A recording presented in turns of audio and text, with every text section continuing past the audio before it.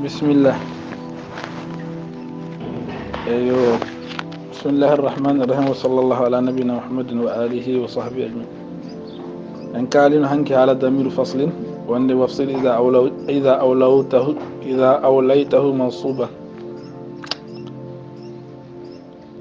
نحو كان زيد له القائم وكم ضمير فصل دونت وفصل إذا أوليته منصوبا مقرورا باللام دو كي وفصل به وجوبا دو ضمير فصل انت أو تاليا لمظهر سوري اسم الظاهر كان نصب دون ضمير فصل انت وانا كظننت زيدا وهو فاهمني وبابتداء بعد قد عرب وانسى مخبرا عنه بما بعده بيدما قرئ وما ظلمناهم ولكن كانوا هم الظالمون ولا تجده عند الله وخير ولا إن ترني أنا أقل تقلون والحصر بالضمير إذا قد حقق ككنت أنت العالم المحقق ونفت حصر جم جاهر أنه فصله يفيد قصر المستدي إليه كسر فيه هو المهتدي وانا جوني وصيل أو يفصلها أسلنيه وما أشبهه في كنته الخلف التمى كذاك خلتنيه واتصالا اختار غير اختار الانفصال ابن مالك وي وصيل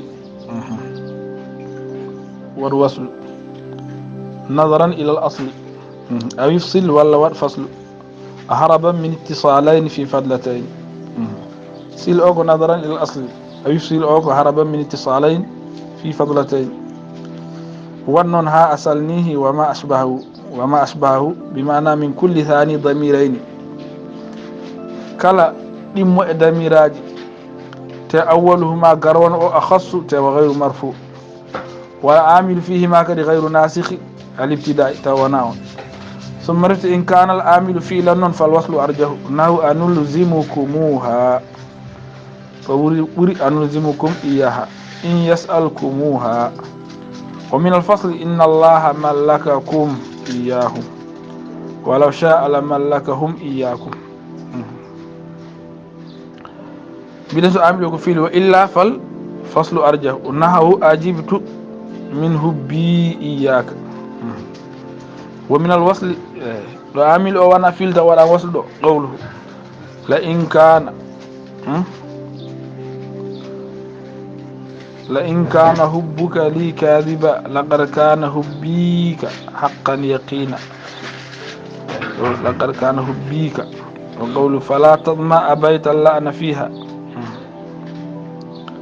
ومنعكما بشيء يستطاع وقولي تعزيت عنها كارها فتركتها فكان فراقيها أمر من الصبر وقوله لا ترجو أو تخشى غير الله إن أذن واقيكه الله لا ينفك مأمونا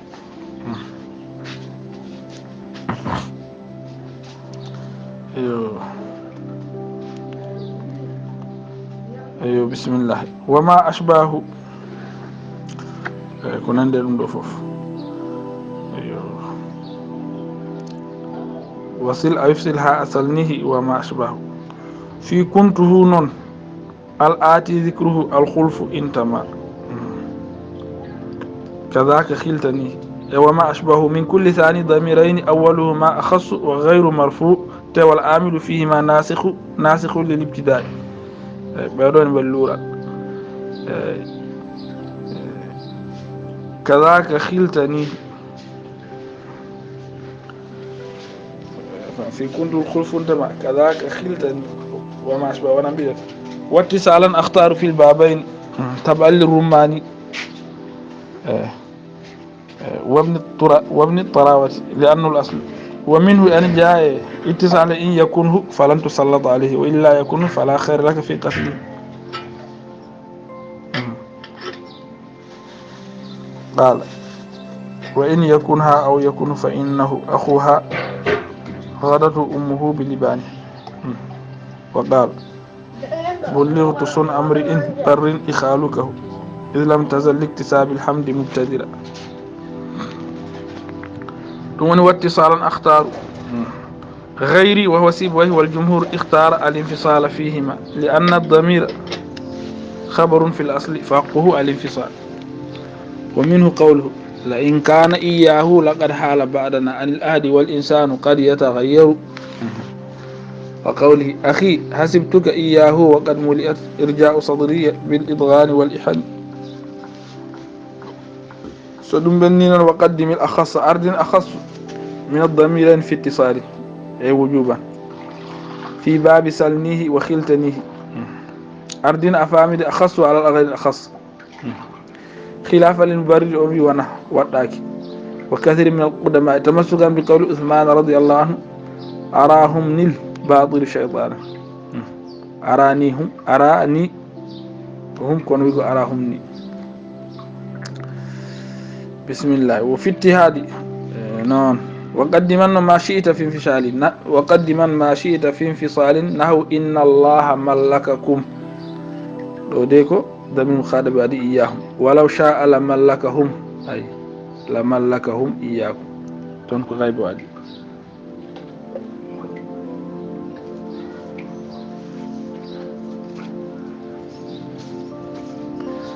أيوه.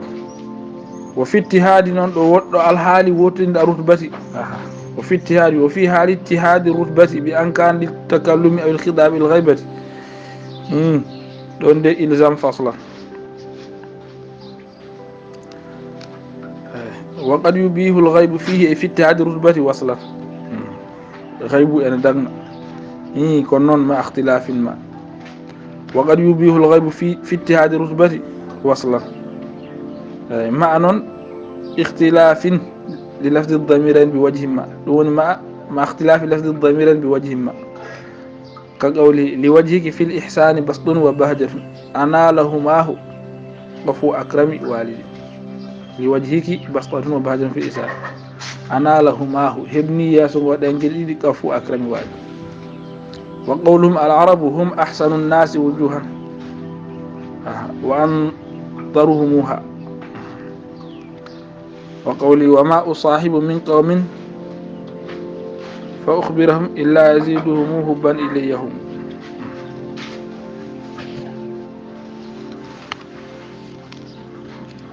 مع اختلاف ما. ونحو قول الفارس زينون ضمن إياهم الأرض كم الضرورة اقتضت كم الفارس نقول له هم الضرورة. أيوه.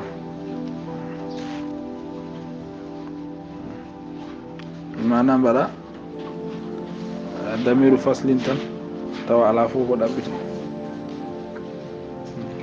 قدمنته يا قدمنته وانا دمير علي دي وانا هيدار كو دو ني نو ودامي متصل برا دمير منفصل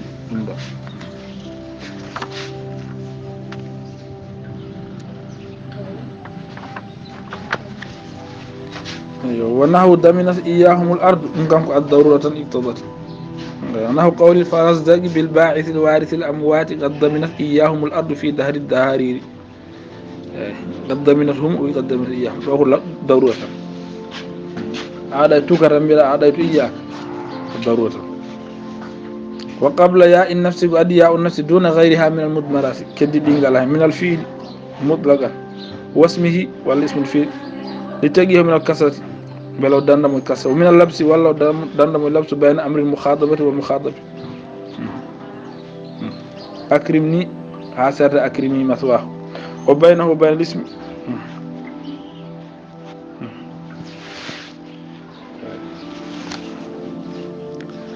وأما تجويز الكوفيين ما أحسني فمبني على أن أحسن ونحوه اسمه نقول جارت. وقبل النفس مع الفيل التزم نون وقاية وليس قد نظم ضرورة كقولي عددت قومي كعدد الطيس إذ ذهب القوم الكرام ليس. وليتني فشاء قياسا على الفيل لمشابهتي له مع عدم المعارض. وليتي ندر حتى خصه الفراء بالضرورة كقولي فيا ليتي إذا ما كان ذاكم ولدت وكنت أولهم ولوجا. وقولي وكمنية جابر إذ قال ليتي أصادف وافقد جل مالي. وعكس ما لعل وانقو فالحذف أكثر والإثبات أقل كقولي أريني جوادا مات هزلا لعلني أرى ما ترين أو بخيلا مخلدا وقولي فقلت أعيروني القدوم لعلني أخض بها قبرا لأبيض ماجدي وكن مخيرا في الأربع الباقيات على السواء من أخوات ليت ولعل إن أن لكنك أن وخفف مني وأني بعد من قد سلف قال أيها السائل عنه وعني لست من قيس ولا قيس من ولد بني وكلعل في التجرد بجل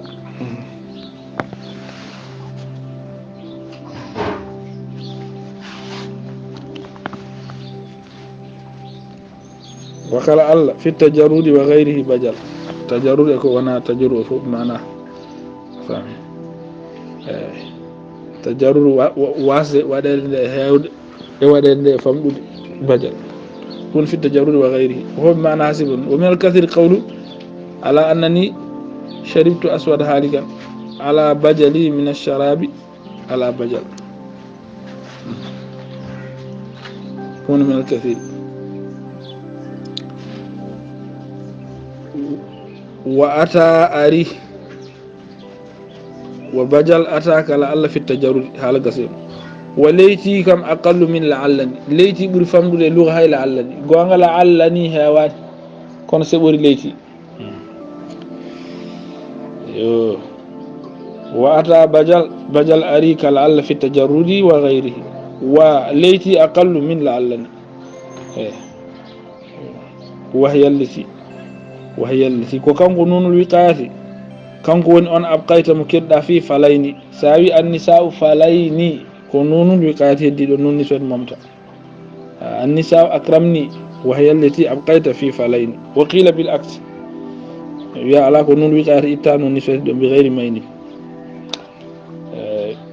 وهي التي أبقيت في فليني في قول تراه كالثغاب يعل مسكه يسوء الفاليات إذا فليني تراه أديه سايان كالثغاب يعل أن توجد مسكه يسوء الفاليات أن متى فامي تنب إذا فليني ندوي هاود ومع أن تفضيل وفاعل عني بقلة معنى فامي نون ومعدد كون حيوان مثاله أخوفني ومع تفضيل اسم تفضيل واسم فاعل عني وتوبيتامون وعدامة بقلة مثاله أخوفني حديث بيو غير الدجال أخوفني عليكم وقوله وليس الموافيني ليرفض خائبا ولا ليرفض خائبا فإن له أضعاف ما كان عملا وقولي وما أدري وظني كل ظن أمسلمني إلى قوم شراحلون هذا أمسلمني وفي لدني بالتشديد لدني بالتخفيف وليس ضرورة الخلاف لسبويه وقرئ بهما قوله تعالى قد بلغت من لدني فوجنغا وفي قدني بمعنى حسبي الحسب قد يفي أيضا بمعنى حسبي قليلا كون وليس بملتزم ولا بضرورة ولا بأكثر خلافا لزائم ذلك وروي امتلأت النار جهنم هيوي حتى قالت قدني أو قدي وقال شاعر قدني من نسل قبيبين قدي ليس أميري بالشحي الملحد ومن الإثبات قول امتلأ الحوض وقال قدني مهلا رويدا قد ملأت باب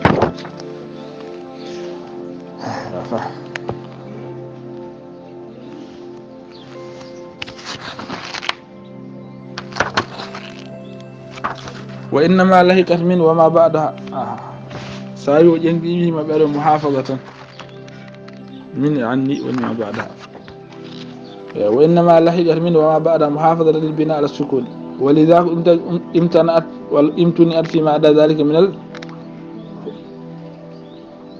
من الحروف والأسماء العلم وهو لغة الأعمار وقرئ وإنه لعلم للساعة واصطلاحا النوع جنسي وشخصي وهو المراد بقوله اسم يعين المسمى مطلقا تعيين مطلقا من غير قيد زائد عليه بل لمجرد الودء أو الغلبة دون علمه ونعلم المسمى ومسماه النوعان أولو العلم وغيرهم من مذكرين أن جاء ورقناب علم لرجل كجعفر دون أولو العلم وغيرهم من المذكرين. أن مذكرين علم من المذكرين كجعفر، من المذكرين كجعفر دون علم لرجل. ومن المؤنثات خرنقة علم امرأة شاعرة أخت طرفة لأمه.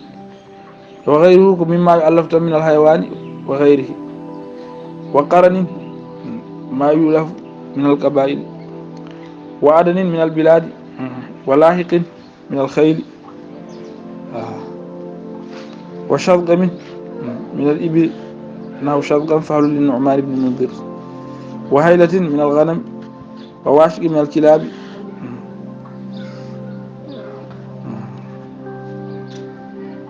ومن البقر كعرار وكحل.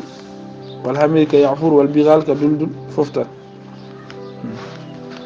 واسما أتى هو الغالب كزيد. واسما أتى العلم. واسما هو الغالب كزيد أتى العلم. وكنية وكل اسم مركب إضافي صدره تون أفهم أب أو أم كأبي بكر وأم كلثوم. ولقبا وهو ما أشار برفعة المسمى أو ضاءته كزين العابد وأنف الناقة. وأخيرا ذا إن صيب سواه غالبا. ومن غير الغالب قوله أنا ابن مزيق ين أمر وجدي أبوه منذر ماء السماء، منذر ابن ماء السماء. وانا وقولي بأن ذا الكلب أمرا خيرا نسبا بأن شريان يعوي حول الدين. ولا ترتيب بين الكنية وغيرها دم على الترتيب فكن لقب اسمه حالته. قال أقسم بالله أبو حفص عمر ما مسها من نقب ولا دبر. وقال وما احتد عرش الله من أجل هالك سمعنا به إلا لسعد أبي أمري. وإن يكون دون الاسم واللقب مفردان فأضف الأول للثاني حتما وجبا عند البصريين وجوازا عند الكوفيين مستدلين بقوله هذا يحيى عينان. وإلا أتبي الذي ردف بدلا أو أدف بيانه ولك قدوه عن التبييت. ومنهم منقول وهو ما استعمل قبل العالمية لغيرها. ونقول لها إما من مصدر كفرد وزير أول اسم عين كثور والنعمان أو من وصف كحارث وعباس أو من فيل كشمر ويشكر وأصمت أو حرف كلا أو من صور كببر لقب عبد الله بن الحارث بن عبد المطلب وآل البصرة. وذو ارتجال وهو ما استعمل من أول الأمر على من إذا لا واسد بينما على صح. وهو ذو ارتجال نوعان ما له مادة تمجي مادة كم كسواد وما لا مادة له كفقاس وودد.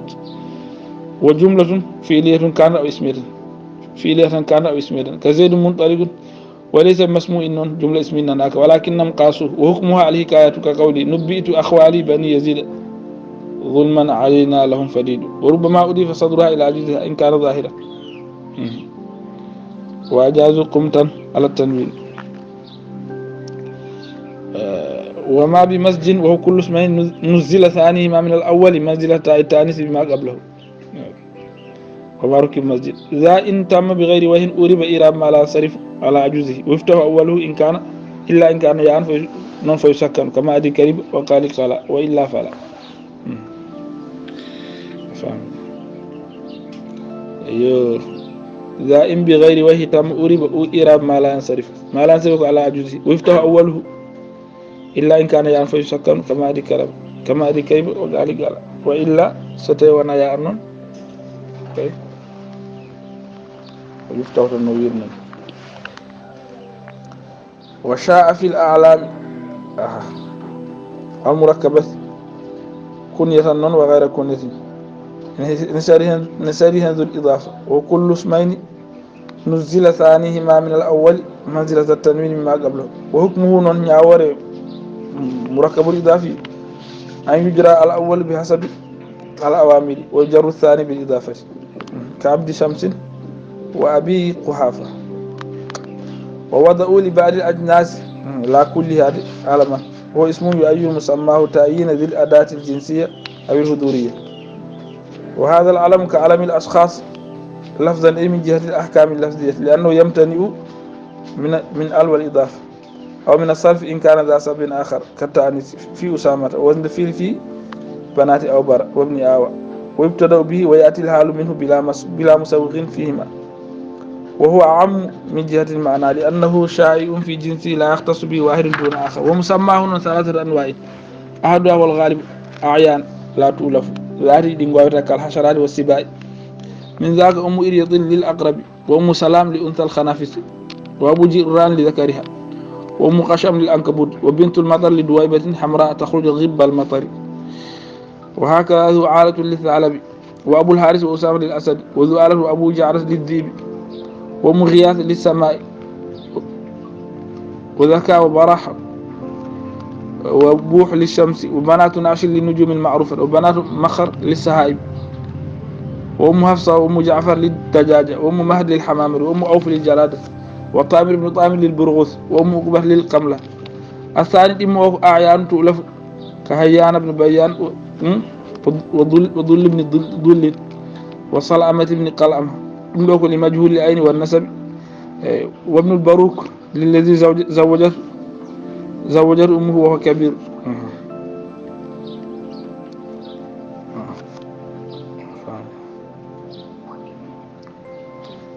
وأبو داس للفرج، وأبو المضاء للفرس، وأبو زياد للحمار، وأم فروة للناجة، وأم هلس للأتان، وأبو الدغفاء، وأبو ليلى للأحمر. الثالث أمور معنوية كسبحان للتسبيح وكيسان للغدر. قال إذا ما دعوا كيسان كانت كهولهم إلى الغدر أسعى من شبابهم المرد. إذا ما دعوا سبن دي كيسان فمن جنف كانت كهولهم أسعى إلى الغدر من شبابهم المرد. ومثله برة للمبرة، ولو بنات غير الكذب، وأضباط للكذب والاختلاف. كذا فجار علم للفجر. قال إن اقتسمنا خطتنا بيننا فحملت برة واحتملت فجاري. أيوه. ونكروا الأعلام قل قد أذهبوا تعيينها بالجمع قد لا يذهب. ونكروا بنكري على الأعلام على موج علم نواد نكر. قل يؤنسان قد أذهبوا بنبي تعيينها نتي وندي معين. قد لا يذهب نون يا تعيين واسنا ورد بالجمع ولا والتثنية ساجنا مجمع نتا مهدي وندي معرفة. ونكروا الأعلام تحقيقا أو تقديرا فتجري مجرى النكرات كوينو كما من زيد مثل زيد بن ثابت ما من زيد. وقول أبي سفيان لا قريش بعد اليوم، وقول بعض لا بصرة لكم، وقول أزمان سلمى لا يرى مثل الراؤون في شام ولا في إيران. قل قد أذهبوا تعيينها بسبب التثنية والجمع فيجروا بحرف التعريف إن أريد تعريفه كقولي وقبل مات الخالدان كلاهما عميد بني ذكوان وابن المضلل.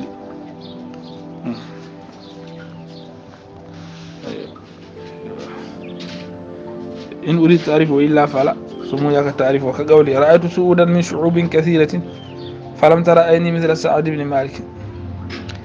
أول سعد بالإضافة سباب التنكير واللافع كقولي على زيدنا يوما نقى رأس زيد بأبيض مادي شفرتين يماني. قد لا يذهب بالجمع ولا تثنينا جمادى وجمادين ولا عرفات. واجعل من الأعلام الجنسية ما وزنت به فأضينه ما لها فلتنتبه. وبيسير دافوف ابن قركو على مجيء. وقد يرى ألم ساعدي أن يك وصف ما قد سبقه تموين صفة كو أديمك. ومن واجعل من الأعلام ما وزنت به فأضيع ما لها من الأحكام فلتنتبه. وقد يراك وصف ما قد سبقه كمرت برجل أفضل أي أفضل سوني ألم ويدوجر ويكون نارني ويكتم غورك بير أفضل دوجون ويكون سيفني ساجو مارا تمودي ويد ناتو كو نندي عند أدين. وهكذا الأعداد المطلقة منها اسم العدد بالذات وأنكو على مجيء. أيوه لم تقيد بمعدود مذكور ولا مقدر خلافا لبعد في ثلاثة في من ثلاثة نصف ستة وستة ضعف ثلاثة هندان أيوه. وعن المؤنث من ذوات العقل كهند كني صغير من فلارة علم المؤنث. وعن المؤنث من ذوات العقل كهند كني من فلارة. وعن المؤنث من غيرهن كوين أفهم غير العقل كوين وأن سكا بكني بالفلانة بلان. وهنا تنون قد ذكروا لأمتين وهنا كناية وهذا بوتا لما قد ذكروا لما قد ذكروا لما قد مذكر بهن بولو. وهنا لأمتين قد ذكروا وهذا بوتا لما قد ذكروا.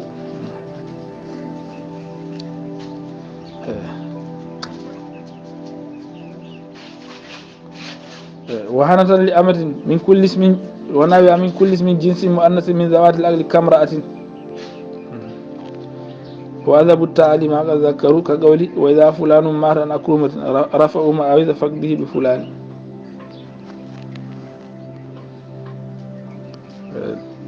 نأخذ أنك شره عن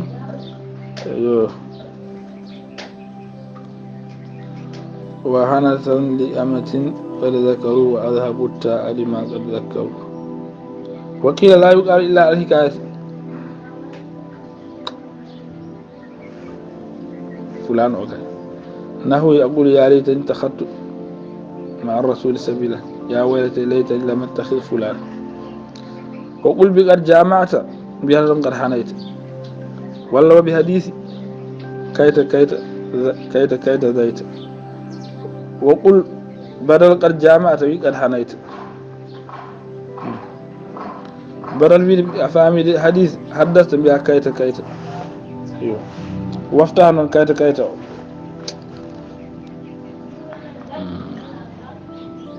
وقل بقد جامعت ونابها من الأفعال التي يستقبح ذكرها. وبحديث يقول بدل حديث بها كيت فهمي كيت ذيت. أيوه. وافتح من كيت أو كثيرا كيت عبيد ممن نفنك إذا خففت كيت ولا كويت. والتشديد أن معفة خذا كيت. وجوز الألف وغيره نسلم غرفان نسلم كيت وكيت. كذا هو من قرقوني كذا أنا مقرب بالألف إلى غير كذا نكو كذا تنبيت كذا وجوز الألف وغيره دمك كيت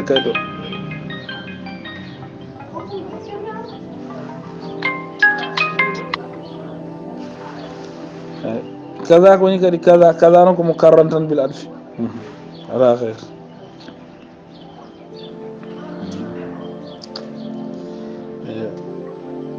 وافتاء بكتر إذا خففت الياء والتسجيل مع في الخذا. وجوز الألف وغيره في كونه يكنى به عن الحديث كذا في كونه يكنى به عن الحديث كونه مكرم بالألف اسم الإشارة في الامتلاء.